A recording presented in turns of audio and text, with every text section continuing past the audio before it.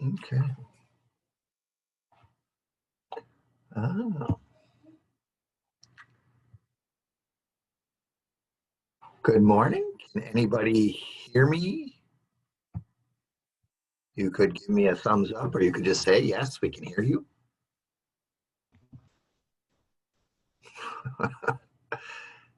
There. Oh, thank you, Kirsten. Okay. We're going to wait a couple minutes till more people show up. I'm got the chat. If you can put your name in the chat, then I have a record of who's here. So just type your name in there if you can. And we'll say a little bit about what's going on, and then we'll kind of review what's going on this week. Okay, there's a few more people showing up.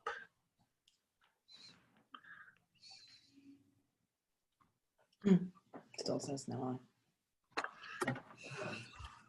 Okay. Hopefully there'll be some more. Type your name in if you just came. I want to say a little bit about midterm grades. We have an exam coming Friday, and so I'll talk about the exam. I want to say a little bit about lab. So we'll talk about that. Hopefully we'll have a few more people showing up here.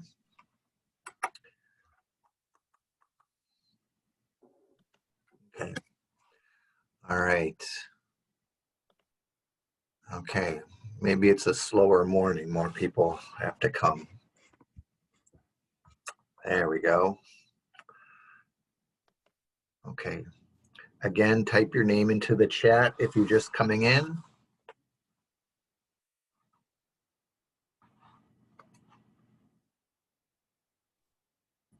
There's Lauren. Okay. All right. Okay, I have 9 o'clock, so let's start. First, I want to say a little bit about midterm grades. I just worked on midterm grades, and I submitted those. Those were calculated off of the exams, the quizzes from Moodle, which includes both the chapter quizzes and the lab quizzes, and then the Zoom attendance. I didn't count in the assignments from the lab because they weren't all graded.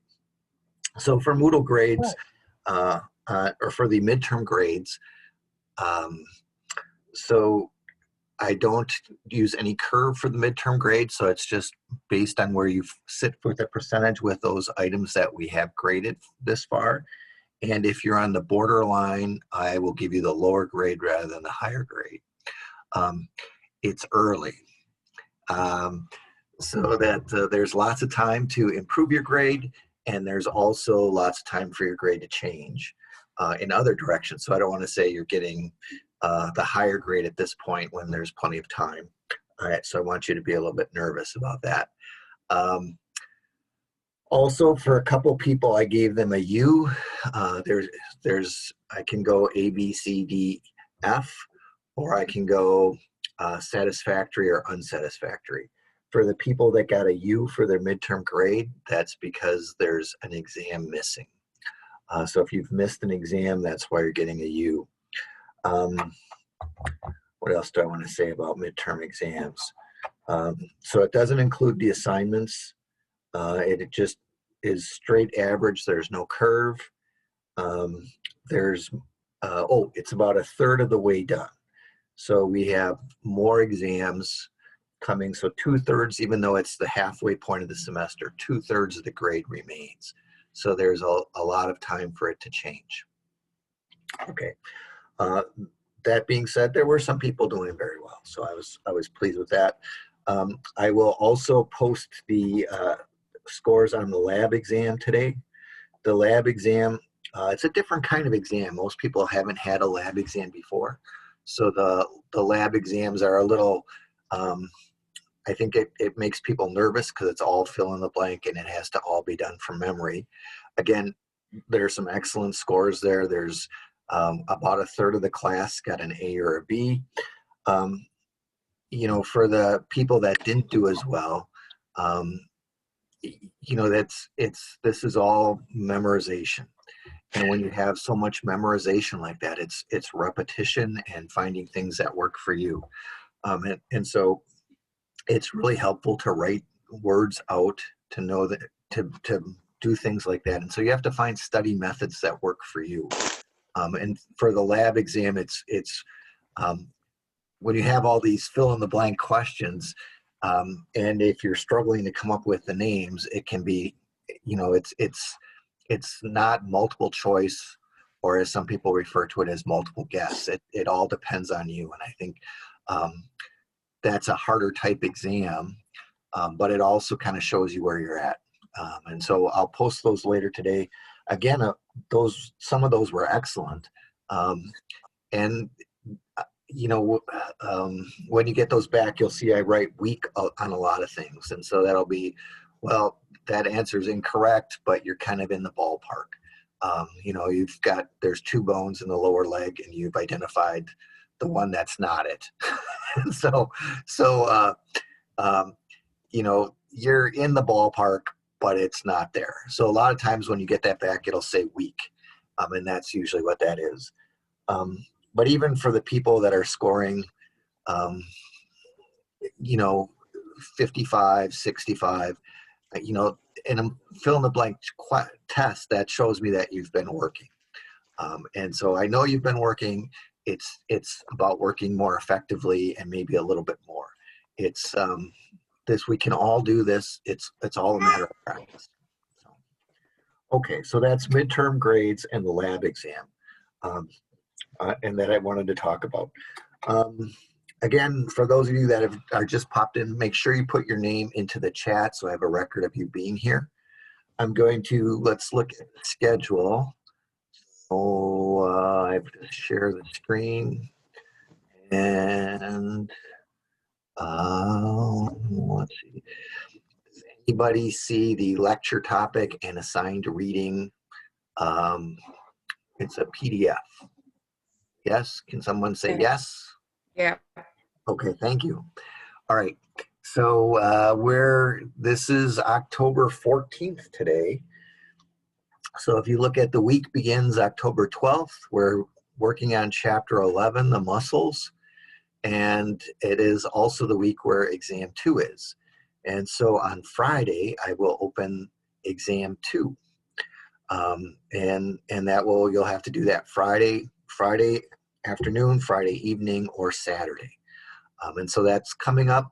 That's going to cover everything we've done in Moodle since the first exams, which means chapter 5, the integument, chapter 6, bone tissue and the skeletal system, chapter 9, the joints, and chapter 10, muscles, and a little bit of chapter 11, just a tiny little bit. It won't cover chapter 7 and 8, which are all on bones, identifying bones. That was stuff we did in lab for the lab exam. And with chapter 9 on the joints, again, it's only going to cover a portion of chapter 9, which introduces the different types of joints and talks about the function of joints. I'm not going to ask you to identify the parts of any specific joint, but I will ask you about fibrous joints, cartilage joints, synovial joints, and the function of joints. With chapter 11, again, there's a lot of chapter 11 that we're just starting on now in lab, which is identification of specific muscles. But I'll ask you a little bit about muscles as organs and how muscles act as groups. And so there's really 3 primary chapters, chapter 5, chapter 6, and chapter 10, that we're going to cover on this next exam. Do we have any essay questions? Let me go back here. Okay, that's this Friday, and I'd like to talk about that. So I'm gonna, and there are some review materials available. There is a review of some of the important PowerPoint slides, so you can have access to the slides, and then you have a short little movie where I'm going over that. There is also a practice test that's on Moodle. So that's in this week's box. And I will post the answers to that Friday morning. Okay. Okay. So before the exam opens. Okay. Let's just go look at those slides because we can maybe do Okay, something but about that. you're skipping, so I'm hearing every other word. You're not hearing much? Yeah, you're going in and out, kind of. Okay, I can. Is that any better? For now, I guess. Yeah, it doesn't happen all the time. It doesn't. It doesn't. It's not constant, but it's just here and there. Okay. I'm not at work. I usually do this at work because I know the internet connection is good and because I can get to everything on my computer. I'm not at work. I'm trying to do this at home. So I'm dependent on some company's internet. So I'm sorry if there's a problem. I usually won't do this. Let's see. Okay. So I'm going to try and share a PowerPoint here, and I don't know how it got to the middle. Let's go up to the top. Do you see the study tips brain with weights on it, lifting weights? You could say someone could say yes. Yes. Yes. Okay, thank you. All right. So the basic the most basic study rules are the more time you spend on it, the better you'll do. And that the more active you are during that time, you'll do better. And so instead of just paging through your book, the most active methods are where you write. Longhand, so write on a piece of paper.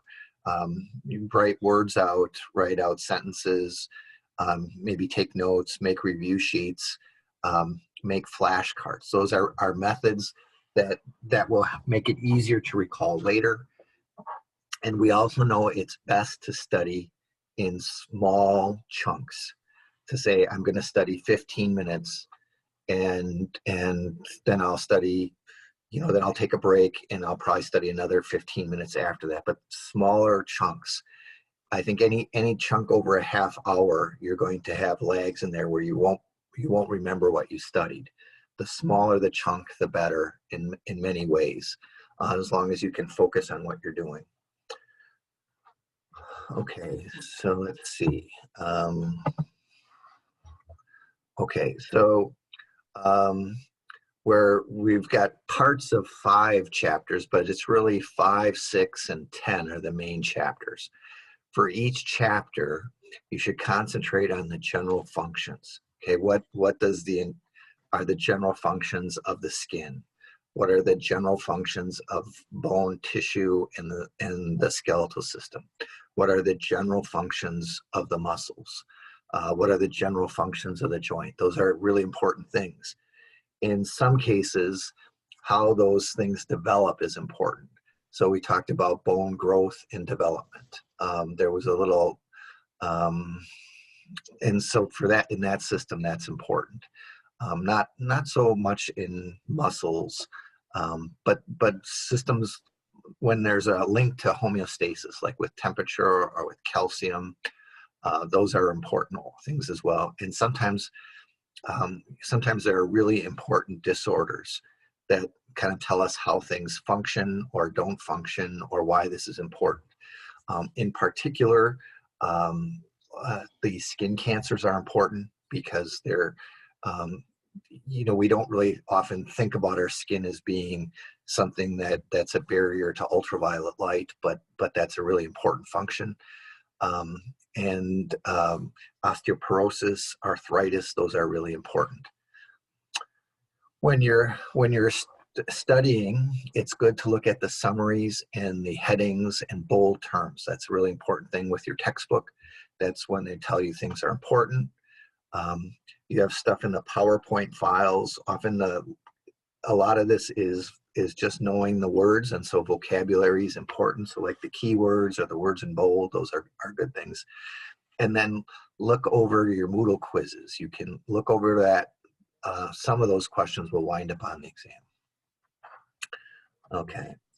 All right. So let's briefly go through each of the systems.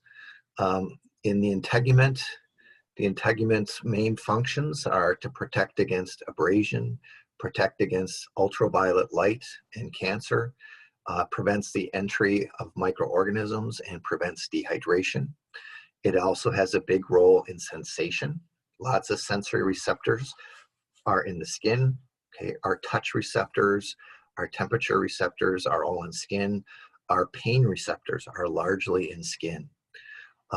Then the skin has a big role in temperature regulation. That's a homeostatic system, so that's really important. The temperature controls the loss, or the skin controls the loss of heat.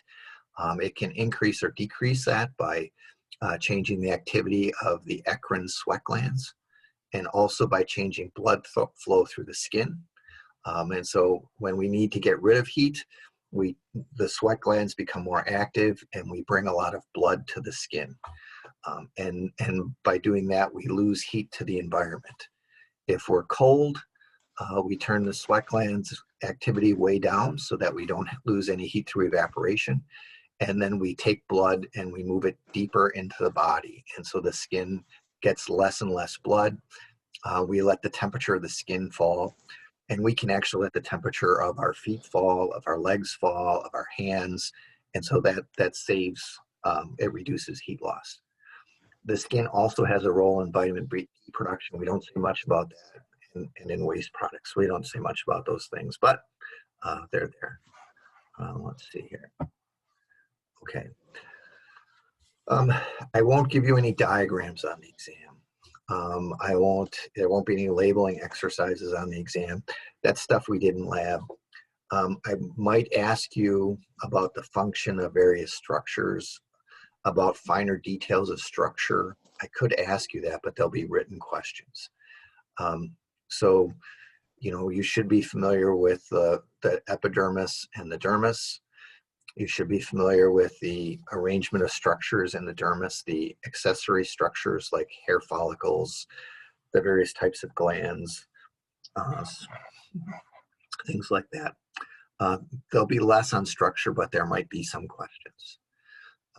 Big topic is skin color and skin cancer. Skin color, that's epidermis. And in the bottom layer of the epidermis, that lowest layer, that's where you have the melanocytes. They're the cells that produce melanin, and they transfer it to other cells, okay, through these small vesicles, melanosomes. And so all the cells wind up with melanin, but it's only the melanocytes that produce it. We all have melanocytes. Some of us just have much more active melanocytes than others. Temperature. Okay, here's a demonstration of kind of changes in blood flow.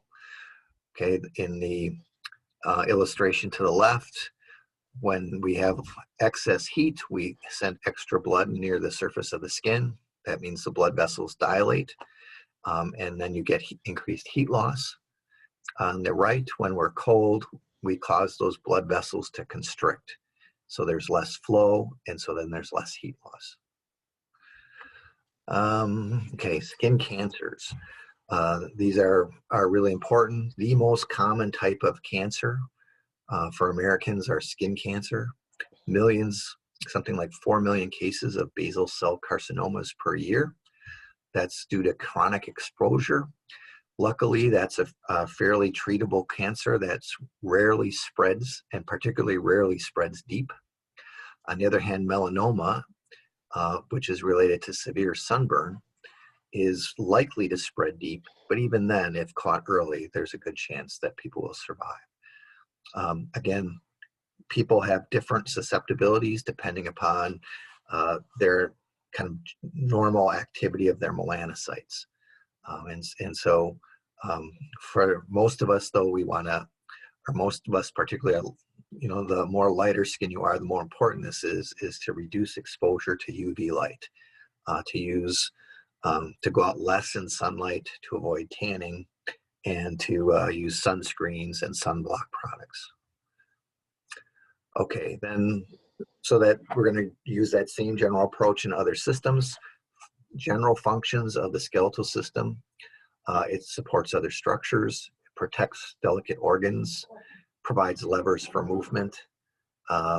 It's a storage site for calcium and fat and phosphorus. And in red bone marrow, you have red blood cell production and production of immune cells. So very, very important general functions. And when we talk about calcium storage, that's a homeostatic system. So that's a really important thing. We can expect questions on that.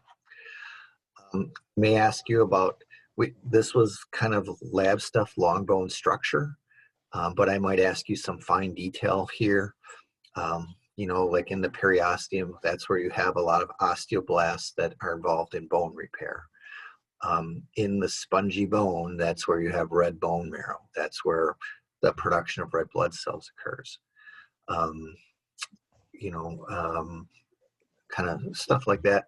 In the epiphysis, you have the epiphyseal disc. That's where growth and length occurs. You can tell if a bone is still growing. And here's where that development stuff really comes in. How the different types of bone form. Cartilage bones form in the embryo as cartilage models. That means chondrocytes deposit cartilage in the shape of the eventual bone. Eventually, osteoblasts invade the bone and start replacing cartilage with bone. What's left at the time of birth is a large cartilage plate between the epiphysis and the diaphysis. This is actually, we consider this a joint. And so the bones are much more flexible in infants because this allows them to pass through the birth canal. And then that plate of cartilage remains, and this is the site of growth and length for long bones. Okay, membrane bones are different. These are like bones of the skull. The clavicle is a membrane bone. I think the sternum is a membrane bone. And here you have connective tissue below the skin that's invaded by osteoblasts that start producing spongy bone, trabeculae. Okay, and then you get a sandwich of compact bone around that spongy bone. And so these things grow outward from a central area, and you get growth along the edges. And so it's easiest to see in an infant because they have these soft spots in their skull, again, so that the skull can change shape as it passes through the birth canal.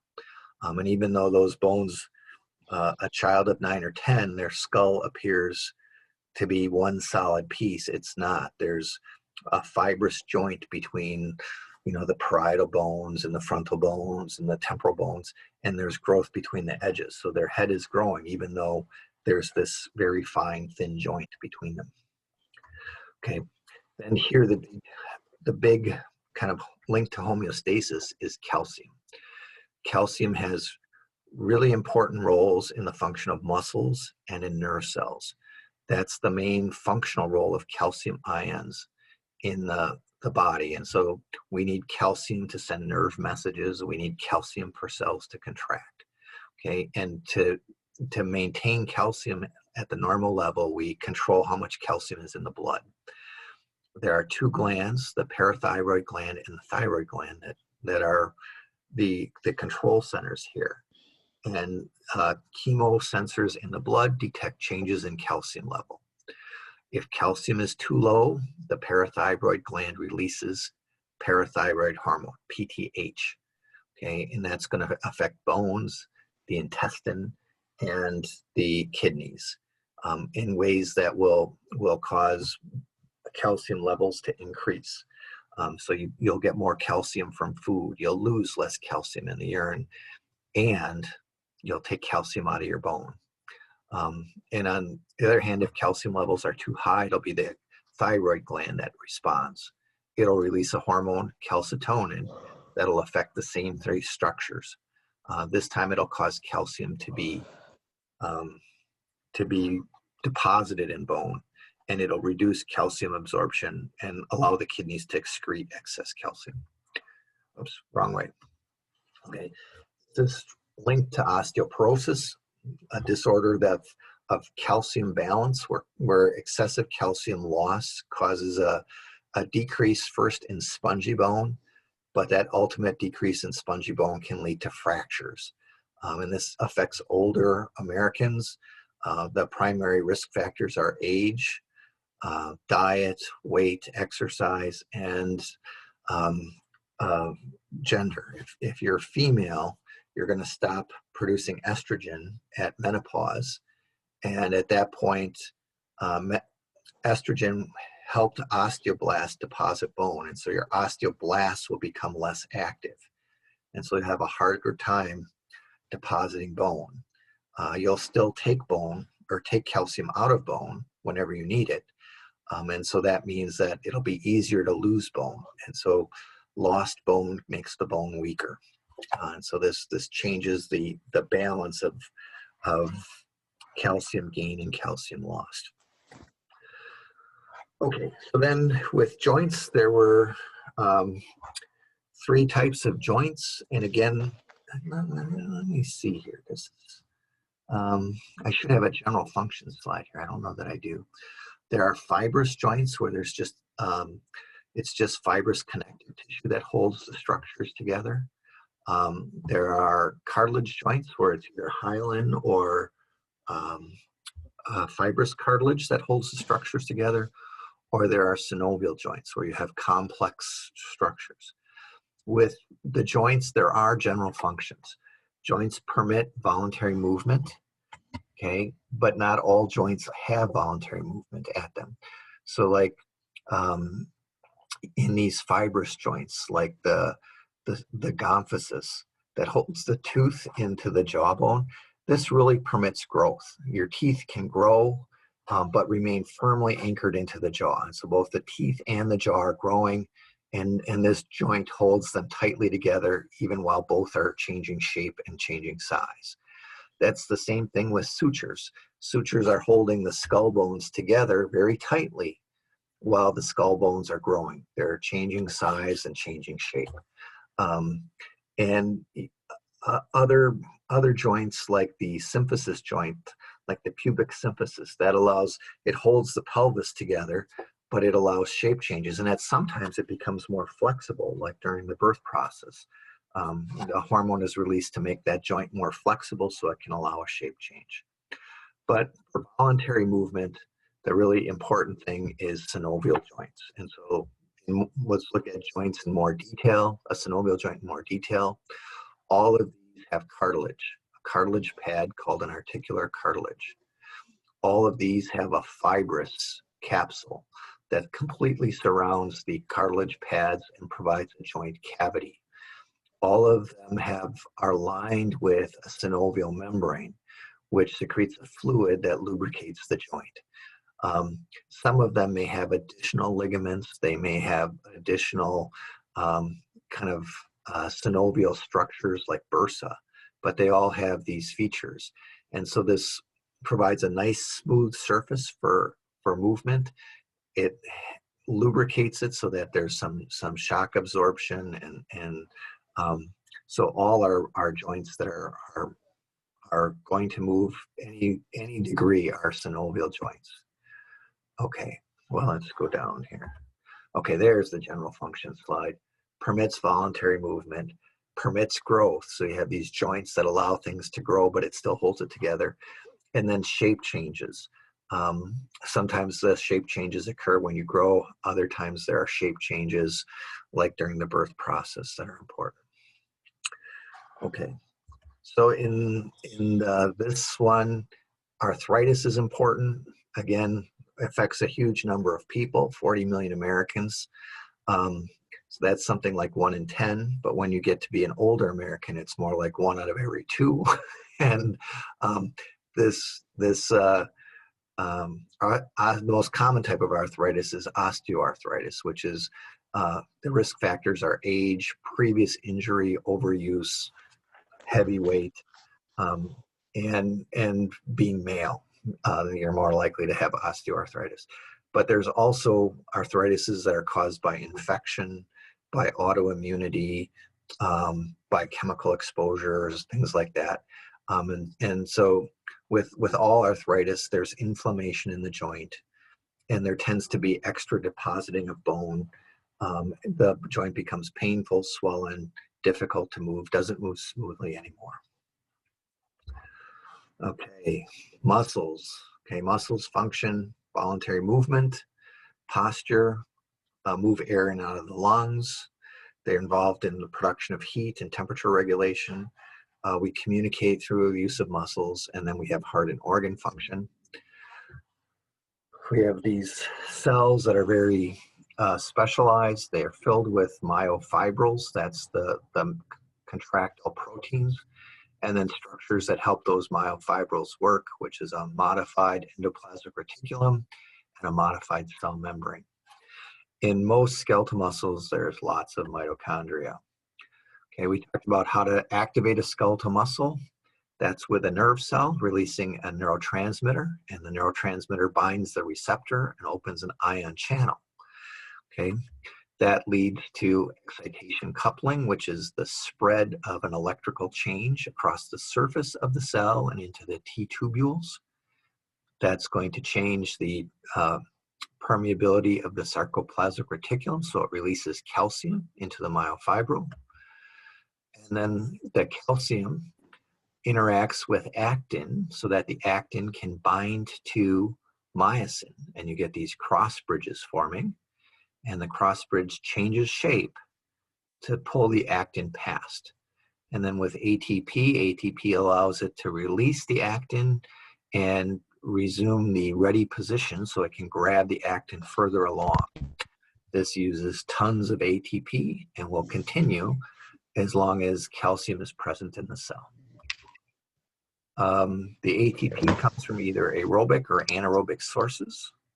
Okay, aerobic sources are muscles that specialize in that aerobic metabolism are called slow oxidation or slow twitch fibers. They use lots of oxygen, and they can use glucose and fat, and they're fatigue resistant.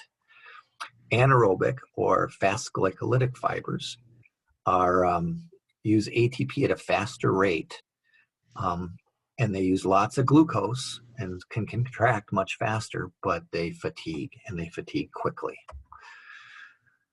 Okay, so that's kind of our muscle physiology portion. And then there was muscles as organs. Muscles have lots of nerves, they have lots of blood vessels, they have lots of connective tissues. And in fact, only the center part or belly of the muscle contains lots of skeletal muscle. Towards the end, it's going to be all connective tissue. And so the muscle cells kind of run out, and then you get these fibrous tendons at the end that will connect to bones. Whole muscles can respond to a stimulus by a twitch, a weak contraction. Okay? And if you have repeated stimulation, you'll have these twitches starting to become stronger and with no relaxation between them. This is called TREP or staircase effect. And if you have enough contraction, enough stimuli, you will produce a maximal contraction that's much stronger than the original one. This is called a tetanic contraction. And this process is called frequency summation. And so you can make muscles contract harder by sending more nerve messages to them. And you can also, muscles contain multiple units. And so a large muscle is stimulated by many nerve cells. And each nerve cell controls a portion of the muscle called the motor unit. And so you can not only make individual muscle cells contract harder, you can activate more of them within a muscle. So that allows us to control muscles in very subtle ways, so we can produce contractions of almost any strength. Okay, here I had less, the disorders were less important. I talked about some genetic diseases and autoimmunity, and these make muscles hard to contract. So muscular dystrophy and myasthenia gravis were the two things that I talked about, but they're less important than osteoarthritis and osteoporosis. Okay. I'm gonna stop there. Oh, I'm over time already. Anybody have any questions? Is there essay questions on the test? There wasn't any posted. There was. I'm working on those. Those should appear later today. Okay. People love those. I can tell. They just take some thinking They do. They do. That's the whole purpose. to do. Yeah. Okay. Anybody else? I had a quick question. Sure.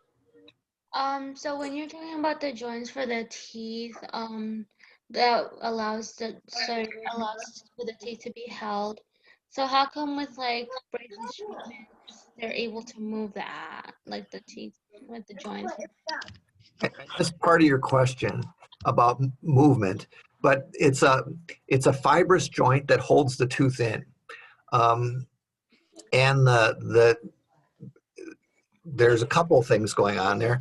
That you have your teeth from when you're a kid, but your face is changing shape. It's getting larger. It's growing.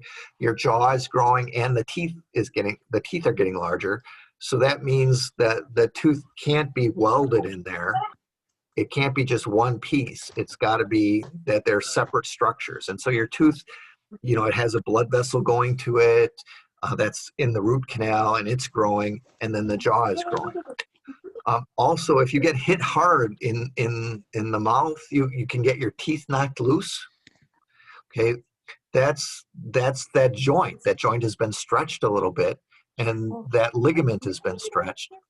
And the ligament, when that happens, it'll be loose for a while, but if the tooth has a chance to kind of rest, it'll tighten up again.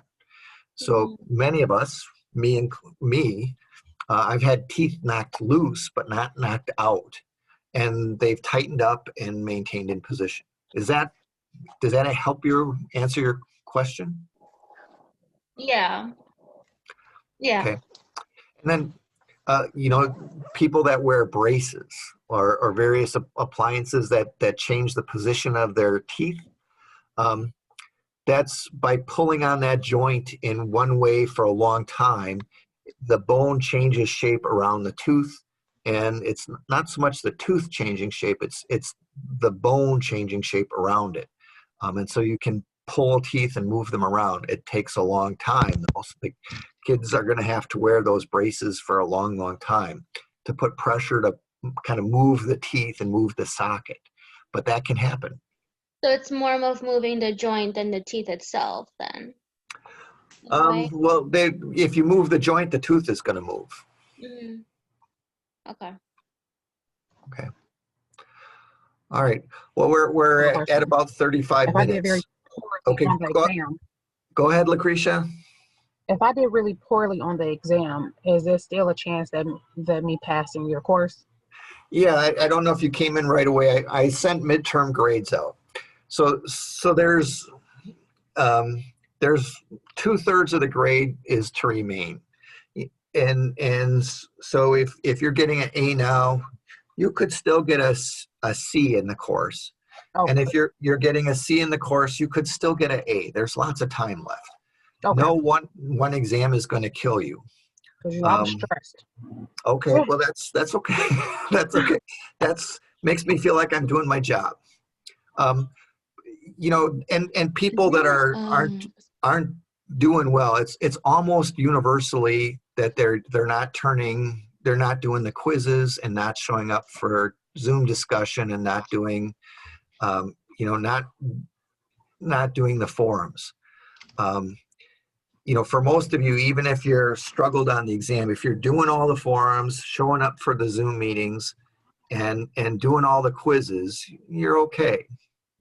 And so, one bad exam isn't going to kill you. Okay. I've built in lots of practice, and you get little bits of points for showing up every time and doing the work. If you just, and that's how we learn. That's why this course is structured like that, because the more you work at it, the more you'll know it. Okay. And so that I'm confident that that will work. Just keep up at it. You know, just keep doing it. Okay. Okay. Where do we find the midterm grades? Well, they should appear on ROAR. I can't send them to you. I submit them to through ROAR, and then they should show up to you through ROAR. I think they should be available to sometime today, but I don't know. It depends if all the other faculty turn their stuff in.